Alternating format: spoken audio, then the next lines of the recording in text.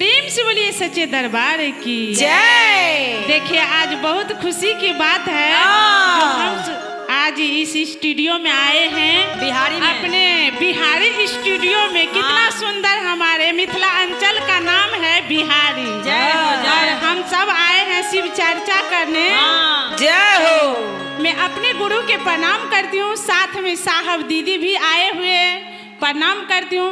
और ये गुरु भाई बहना जो भी हमारे भजन सुन रहे हैं सभी के हाथ जोड़ के प्रणाम करती हूँ। मेरा प्रणाम स्वीकार कीजिए, स्वीकार कीजिए। एक बार प्रेम से बोलिए हर हर महादेव की जय। माता पार्वती की जय हो।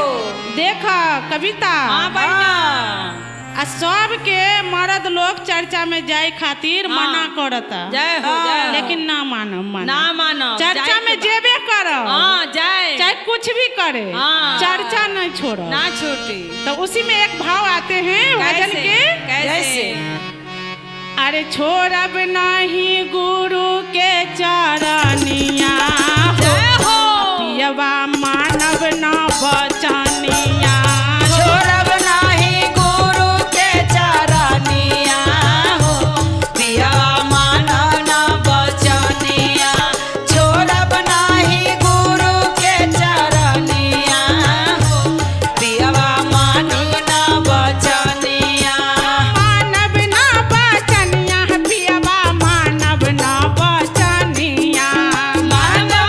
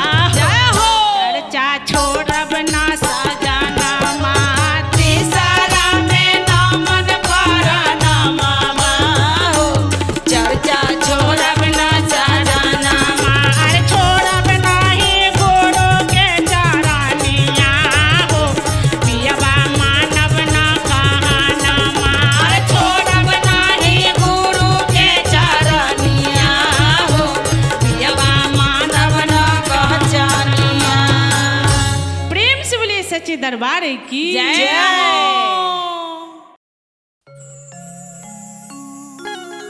प्रेम से बोलिए सच्चे दरबार की जय। एक बार प्रेम से बोलिए हर हर महादेव की जय हो। माता पार्वती की जय। और जो भी ये दीदी लोग सामने से हमारे भजन सुन रहे हैं सभी के हाथ जोड़ के प्रणाम करती हूँ। ये भी चैनल खोलिए और ये चैनल के आगे बढ़ाइए। बाकी जय हो, महादेव जय। तो हमारी है ही दया करने के लिए, आगे जय बढ़ाने हो। के लिए। तो क्या कहते हैं? क्या कहना है बहना? अरे के यो जेतै आटना कि के यो जेतै पटना कि के यो जेतै पटना के यो रे जेतै ना हमरा रांची सहरिया के यो रे जेतै ना हमरा रांची सहरिया के ओर जैतै ना हमरा रांची सहरिया के ओर जैतै ना हमरा रांची सहरिया के यो रे जेतै ना कि हमरा रांची सहरिया के ओर जैतै ना के यो जेतै आटना कि के यो जेतै पटना कि के यो जेतै पटना के यो रे जेतै ना हमरा रांची सहरिया के यो रे जेतै ना हमरा रांची सहरिया के ओर जैतै ना कि हमरा रांची सहरिया के ओर जैतै ना। जय हो।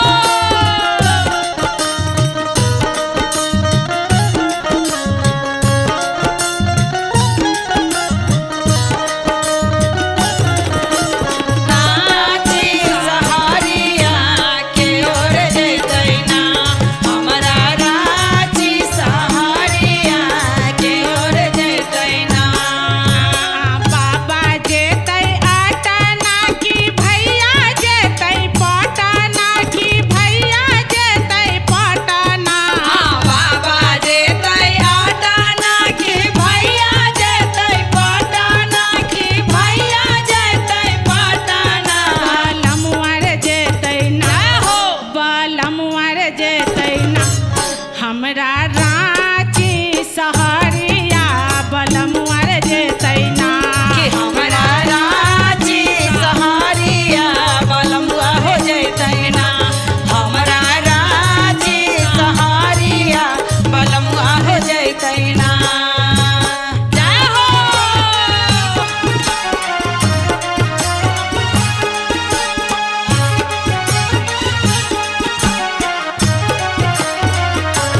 हमरा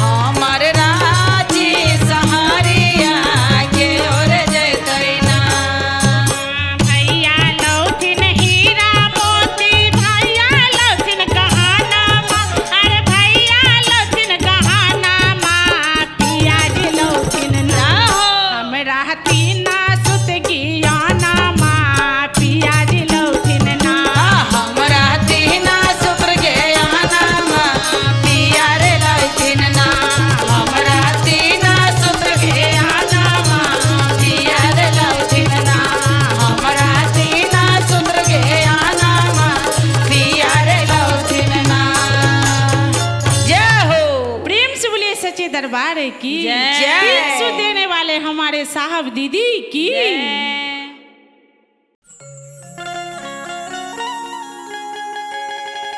प्रेम से बोलिए भोलेनाथ की जय। शिव गुरु महाराज की जय हो। सच्चे दरबार की जय। और आइए बहना, हाँ। आज हमारे बिहारी बूट में बहुत सुंदर शिव चर्चा रखा गया है। जय हो जय हो। तो आइए सभी लोग हाजिरी लगाइए। हाँ। और वही टीम हमारा राजू बाबा के हाँ। एकदम शिव चर्चा में धमाका मचा रखे हैं। मचाएंगे, बाबा की कृपा होगा तो। वही सुपरस्टार सिंगर पूनम पांडे, कविता झा, मुन्नी देवी, सुधा सारथी और सुरभि आके गुरु जी के दरबार में हाजिरी लगा रहे हैं। और कहना है कैसे कैसे भाव में आवे के बाद पूरा। देखो भोलेनाथ भांग पी के सुतल बनी। हाँ। तो जगावा उनका, एकदम जगाई बढ़िया से महादेव के।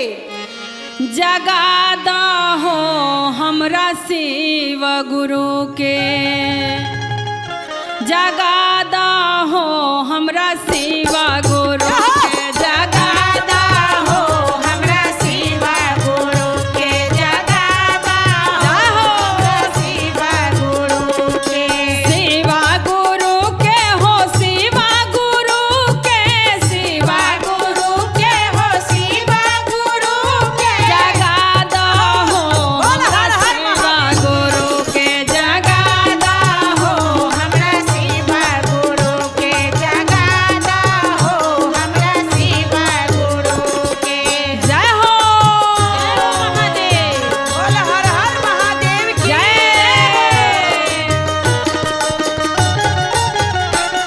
जगादा हो हमरा शिव गुरु के, जगादा हो हमरा शिव गुरु।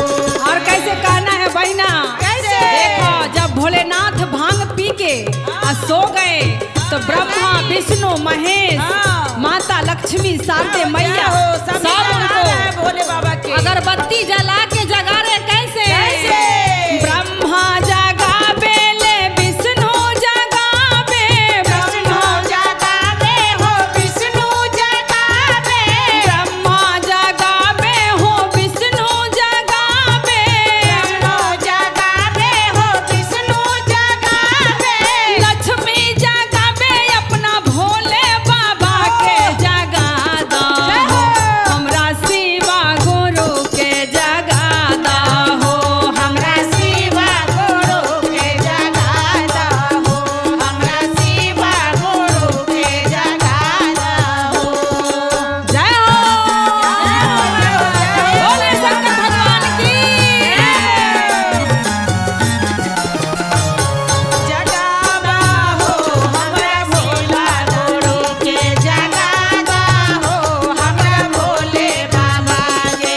और कैसे बहना? कैसे? जब ब्रह्मा विष्णु माता लक्ष्मी हाँ। जगा के हार गए, हाँ। नहीं जाग रहे भोलेनाथ, तो हम भांग जगाएंगे सभी भक्त मिलके। भांग पी के गांजा पी के सोए हैं पर्वत पे, कैलाश पे।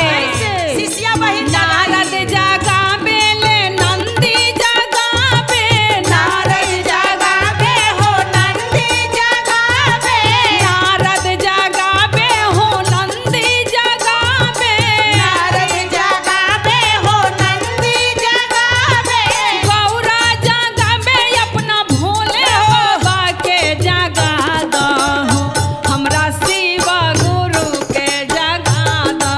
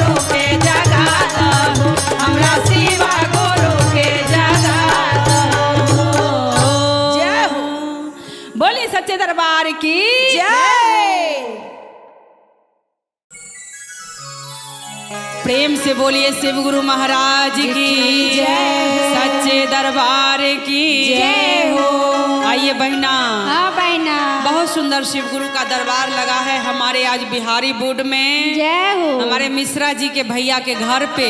हाँ, और आके महादेव के दरबार में सभी गुरु बहना राजू बाबा का पूरा टीम बैठ के महादेव से दया मांग रहे हैं। कैसे? और एक बहुत सुंदर शिष्या हाँ, अंगना में चर्चा रख के पूनम दीदी अब महादेव का इंतजार कर रही है कि हे महादेव कब आएंगे महादेव और कब दर्शन देंगे। आइए कैसे कहना है। कैसे बहना?